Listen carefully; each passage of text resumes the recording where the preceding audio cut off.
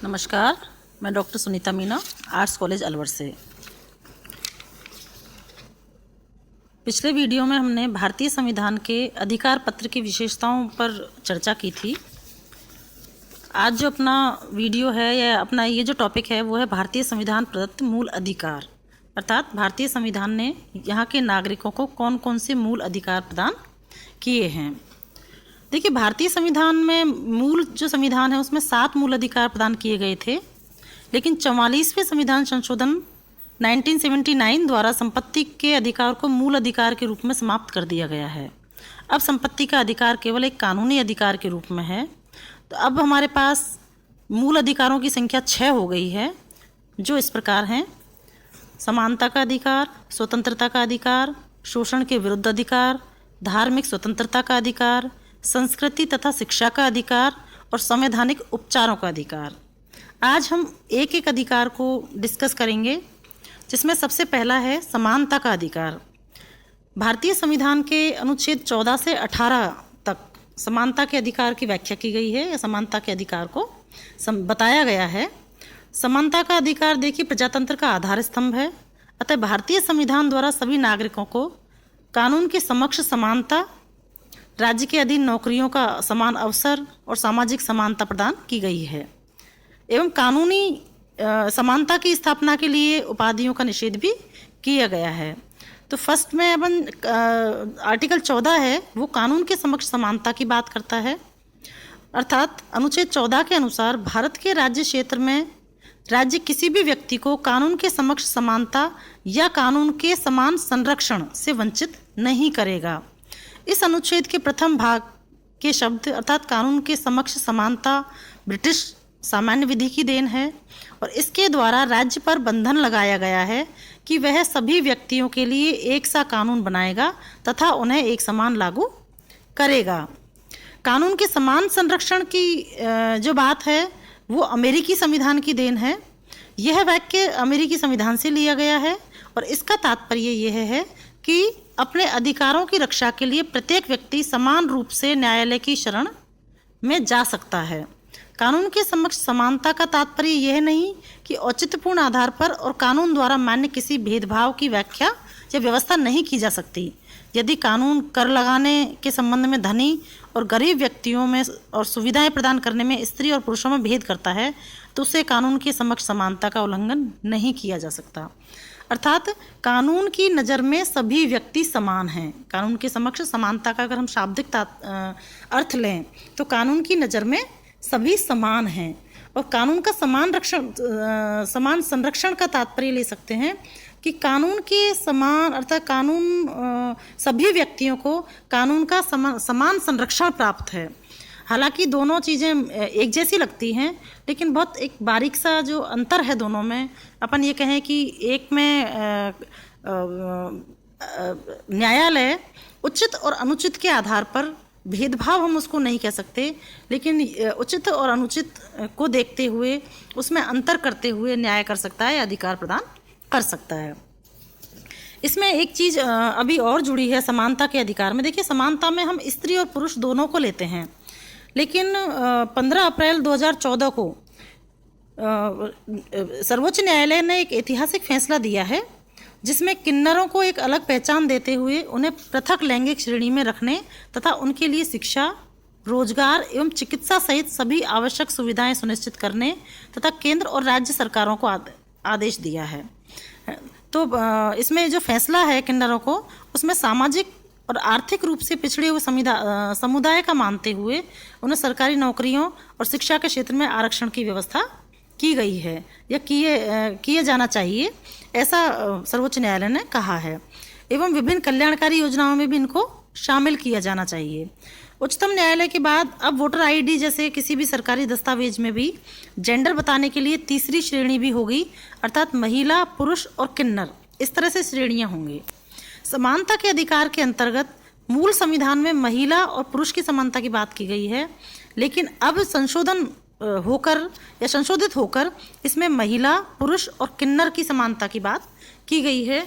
तो देखिए, जब हमने अधिकारों की बात की थी तो कहा था व्यक्ति को व्यक्ति होने के नाते, लेकिन किन्नरों को अभी तक ऐसा लगता है जैसे समाज में व्यक्ति का दर्जा ही प्राप्त नहीं था, उनके कुछ अधिकार नहीं थे, ना तो वो अब चूंकि ना तो वो स्त्री की श्रेणी में आते हैं और ना ही वो पुरुष की श्रेणी में आते हैं, तो कहीं ना कहीं इस चीज़ का खामियाजा किन्नर वर्ग को भुगतना पड़ रहा था। तो बहुत ऐतिहासिक ये फैसला आया है न्यायालय का, जिसमें कम से कम अब उनको अपने कहते हैं कि सम्मान पूर्वक जीने के अधिकार जो है उनको प्रदान किए गए हैं।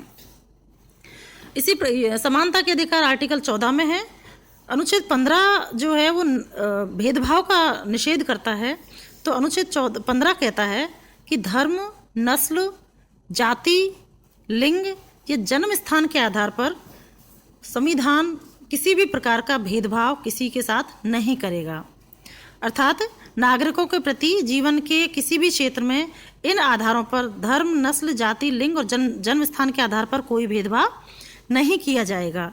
कानून के द्वारा निश्चित किया गया है कि सब नागरिक सार्वजनिक स्थल जैसे होटल, दुकान, सार्वजनिक स्थानों, कुओं, तालाब, स्नान गृह, सड़क आदि के संबंध में कोई भेदभाव नहीं किया जाएगा, चाहे वो स्त्री है, चाहे वो पुरुष है, चाहे वो किन्नर है, चाहे वो किसी भी जाति का है, किसी भी धर्म का है, किसी भी लिंग का है, कहीं कोई भी उसका जन्म स्थान है, सार्वजनिक स्थानों पर किसी प्रकार का भेदभाव उनके साथ नहीं किया जाएगा। इसी संदर्भ में अनुच्छेद 16 जो है वो राज्य के अधीन नौकरियों में समान अवसर की बात कहता है। अनुच्छेद 16 के अनुसार सब नागरिकों को सरकारी पदों पर नियुक्ति के समान अवसर प्राप्त होंगे। इस संबंध में केवल धर्म, मूलवंश, जाति, लिंग और जन्म स्थान या इनमें से किसी के आधार पर सरकारी नौकरी या पद प्रदान करने में भेदभाव नहीं किया जाएगा। इसके अंतर्गत राज्य को यह अधिकार है कि वह राजकीय सेवाओं के लिए आवश्यक योग्यताएं निर्धारित कर दे। संसद कानून द्वारा संघ में सम्मिलित राज्यों को अधिकार दे सकती है कि वे उस पद के उम्मीदवार के लिए राज्य का निवासी होना आवश्यक ठहरा दे। इसी प्रकार सेवा में पिछड़े हुए वर्गों के लिए स्थान आरक्षित कर दे। अर्थात जब अधिकारों की बात होती है तो विकास की बात होती है, व्यक्तित्व के विकास की बात होती है, व्यक्ति को समान अवसर की बात होती है। तो अनुच्छेद 16 जो है वो समान अवसर की बात करता है सरकारी नौकरियों में। लेकिन कुछ पिछड़े हुए या महिला जिनको सदियों से कहीं ना कहीं वंचित किया गया है अपने अधिकारों से, उनको कुछ विशेष सुविधाएं प्रदान करके भी समानता के अधिकार को लागू किया गया है, या समान नौकरियों के मामले में समान अधिकार को लागू किया गया है। अनुच्छेद 17 जो है वो अस्पृश्यता का निषेध करता है। सामाजिक समानता और अधिक पूर्णता के साथ अस्पृश्यता का निषेध किया गया है। देखो, सदियों से भारत में जाति व्यवस्था, वर्ण व्यवस्था, भेदभाव हमेशा से रहा है। तो इसी चीज़ को ख़त्म करने के लिए, या कहें कि व्यक्तियों में समानता लाने के लिए, अनुच्छेद 17 ये कहता है कि किसी भी रूप में अस्पृश्यता का अंत किया जाता है और उसका किसी भी रूप में आचरण निषिद्ध किया जाता है। अस्पृश्यता से उत्पन्न किसी अयोग्यता को लागू करना एक दंडनीय अपराध होगा। अर्थात किसी भी प्रकार का भेदभाव, छुआछूत की अगर हम बात करें, छुआछूत अगर किसी व्यक्ति के साथ किया जाता है तो वो एक दंडनीय अपराध होगा। हिंदू समाज से अस्पृश्यता के विष को समाप्त करने के लिए संसद द्वारा 1955 में अस्पृश्यता अपराध अधिनियम पारित किया गया था, जो पूरे भारत में लागू होता है। इस कानून के अनुसार अस्पृश्यता एक दंडनीय अपराध घोषित किया गया। अस्पृश्यता अपराध अधिनियम 1976 में संशोधित कर इसका नाम नागरिक अधिकार संरक्षण अधिनियम 1955 कर दिया गया है तथा 1989 में इस कानून को और अधिक कठोर बनाते हुए इसे अनुसूचित जाति एवं जनजाति निरोधक अधिनियम 1989 नाम दे दिया गया है। यह कानून अस्पृश्यता के अंत के लिए अब तक बनाए गए कानूनों में सबसे अधिक कठोर है। आवश्यकता इस बात की है कि इस कानून का उपयोग हो लेकिन कोई दुरुपयोग ना हो। अर्थात किसी के साथ छुआछूत करना या जाति सूचक शब्दों का इस्तेमाल करना एक दंडनीय अपराध घोषित किया गया है। इसी संदर्भ में अनुच्छेद 18 उपाधियों का निषेध करता है। देखिए, ब्रिटिश शासनकाल में संपत्ति आदि के आधार पर उपाधियां प्रदान की जाती थी जो सामाजिक जीवन में भेद उत्पन्न करती थी। अतः नवीन संविधान में इनका निषेध किया गया है।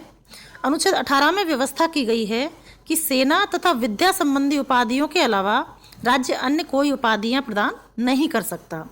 इसके साथ ही भारत का कोई नागरिक बिना राष्ट्रपति की आज्ञा के विदेशी राज्य से भी कोई उपाधि स्वीकार नहीं कर सकता। अनुच्छेद 18 की उपयुक्त व्यवस्था के बावजूद 1950 से ही भारत सरकार द्वारा भारत रत्न, पद्म विभूषण, पद्म भूषण और पद्मश्री की उपाधियां प्रदान की जाती रही हैं। उपाधियां प्रदान करने की इस व्यवस्था को कुछ पक्षों द्वारा अनुचित और संविधान के प्रतिकूल बतलाया जाता रहा है। इस व्यवस्था को सर्वोच्च न्यायालय में भी चुनौती दी गई और सर्वोच्च न्यायालय ने इस संबंध में कहा है कि उपाधियां प्रदान करने की यह व्यवस्था संविधान के प्रतिकूल नहीं है, लेकिन इस संबंध में शासन का समस्त कार्य विवेक संगत रूप में और उचित मानदंडों के आधार पर होगा। अर्थात भारतीय संविधान की में जो हमारा समानता का अधिकार जो प्रदान किया गया है, अनुच्छेद 14 से और 18 के बीच इसकी व्याख्या की गई है, इसका उल्लेख किया गया है, जिसमें कई प्रकार की समानताएं हमें दी गई हैं। चाहे कानून के समक्ष समानता है, चाहे किसी भी प्रकार का सार्वजनिक स्थानों पर भेदभाव की इसमें बात की गई है, समानता दी गई है, अस्पृश्यता के विरुद्ध अधिकार दिया है। तो छुआछूत की अगर हम बात करें तो छुआछूत के संदर्भ में समानता दी गई है कि भी किसी के साथ कोई छुआछूत नहीं कर सकता। उपाधियां जो केवल धन के आधार पर या रुतबे के आधार पर दी जाती थी, उनका अंत करके केवल शिक्षा के क्षेत्र में और सेना के क्षेत्र में ही इनको दिया जा सकता है। तो इस तरह समानता का अधिकार काफ़ी व्यापक हमें दिया गया है। अगर हम ये कहें कि किसी भी प्रकार के भेदभाव का विरोध भारतीय संविधान ने या समानता के अधिकार में किया गया है, तो शायद कोई अतिशयोक्ति नहीं होगी। नेक्स्ट है अपना स्वतंत्रता का अधिकार, जो अनुच्छेद 19 से और 22 तक दिया गया है, जिसका हम नेक्स्ट वीडियो में डिस्कस करेंगे। Thank you.